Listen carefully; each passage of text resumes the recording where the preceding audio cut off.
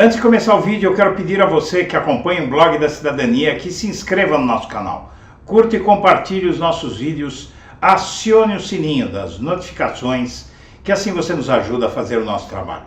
E vamos ao vídeo.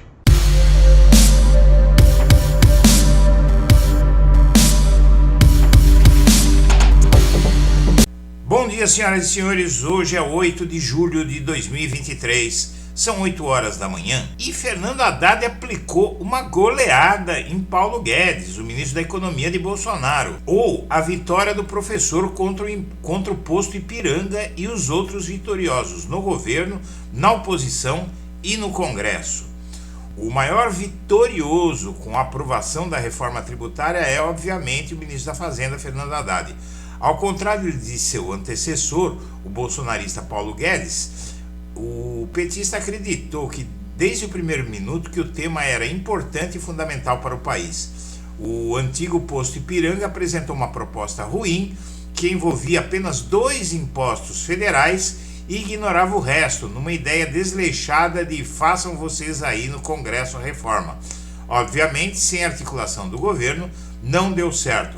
Assim como não deu certo na Constituinte, no governo tucano de Fernando Henrique Cardoso, fez uma proposta concreta que ficou pelo caminho, e nos primeiros governos Lula.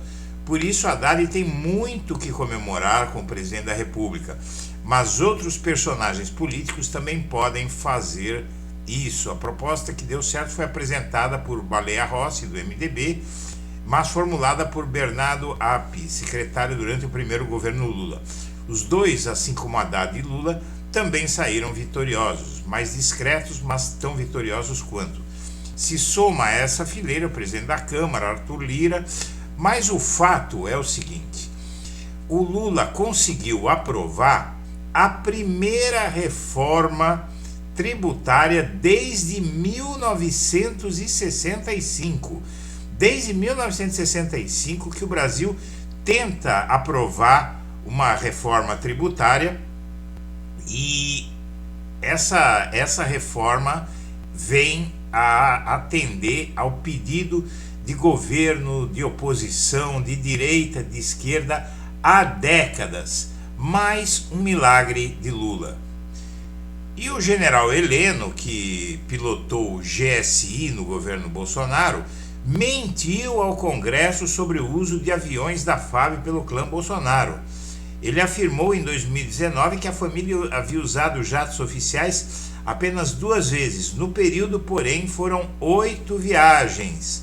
E agora descoberta essa mentira, a situação de mais esse bolsonarista se complica muito.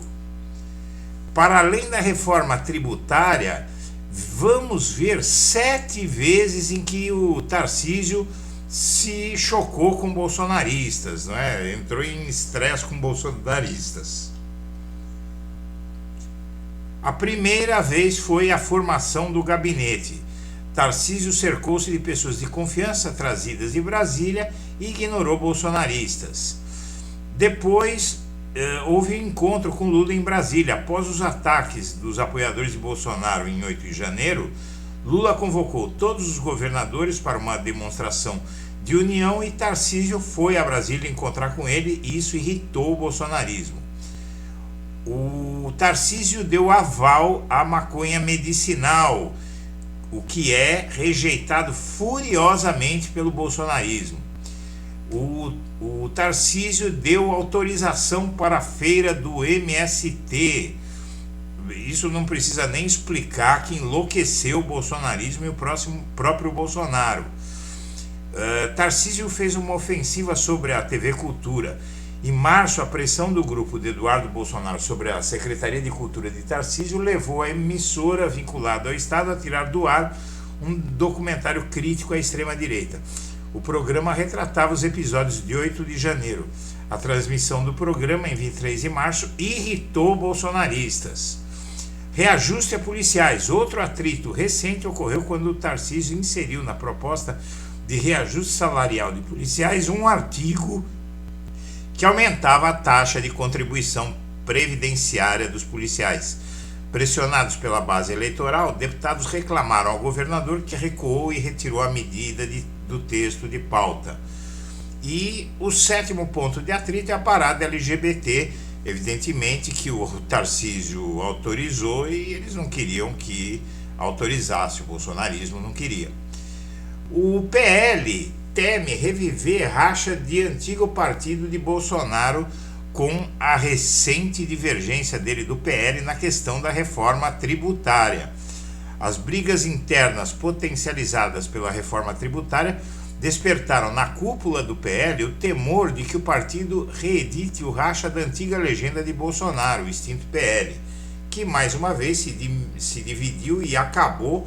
O PL se suicidou por conta do Bolsonaro e o PL pode ter o mesmo destino. E o Alexandre Padilha estimula a adesão de outros partidos ao governo. O ministro da Secretaria de Relações Institucionais afirma que outras legendas são bem-vindas à base no Congresso. Em 24 horas, o Palácio Planalto obteve 2 maiúsculas vitórias na Câmara. E Tarcísio vai de pupilo a traidor para bolsonaristas. Nas redes sociais, apoiadores do ex-presidente atacam o governador de São Paulo.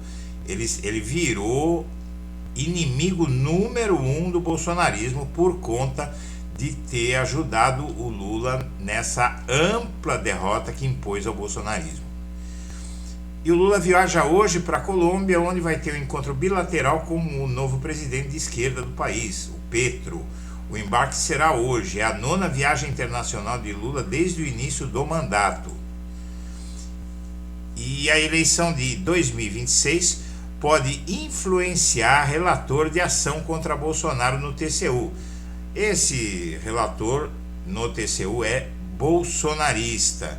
Isso pode distorcer o relatório, mas não tem condão de aprovar tudo que o Bolsonaro quiser, justamente porque esse sujeito ele não vai decidir sozinho.